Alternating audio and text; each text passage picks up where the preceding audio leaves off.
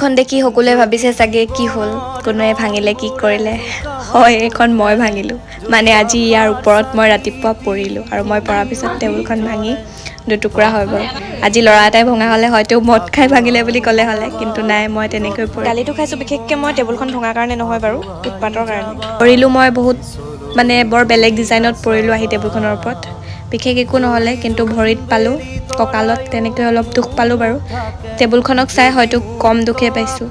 আৰু এতিয়া মোৰ অৱস্থা এইটো, বিচনাতে মই নিজকে এজনী উৎপতীয়া ছোৱালী বুলি ভাবোঁ, কিন্তু ইমানো উৎপাত কৰি যে মই টেবুল ভাঙি দিব পৰাকৈ ভবা নাছিলোঁ কেতিয়াও। এফালে মায়ে এতিয়া কেয়াৰ দেখিছে, ৰাতিপুৱা গালি পাৰি, এতিয়াতো যতন ল'বই লাগিব, সদায় মায়ে মেইন। আৰু এফালে কিবা এটা হৈ থাকিলেতো বিচনাত সকলোৱে খাবলৈ দিয়ে, সেইটোতো বহুত বেছিয়ে ভাল লাগে। সেইকাৰণে কওঁ, ল'ৰাই হওক বা ছোৱালীয়ে হওক, কিবা এটা ভাঙিলে ল'ৰা এটাই ডাইৰেক্ট যে নক'ব মদ খাই ভাঙিছে। আজি মোৰ অৱস্থা দেখি গম পাইছোঁ মই।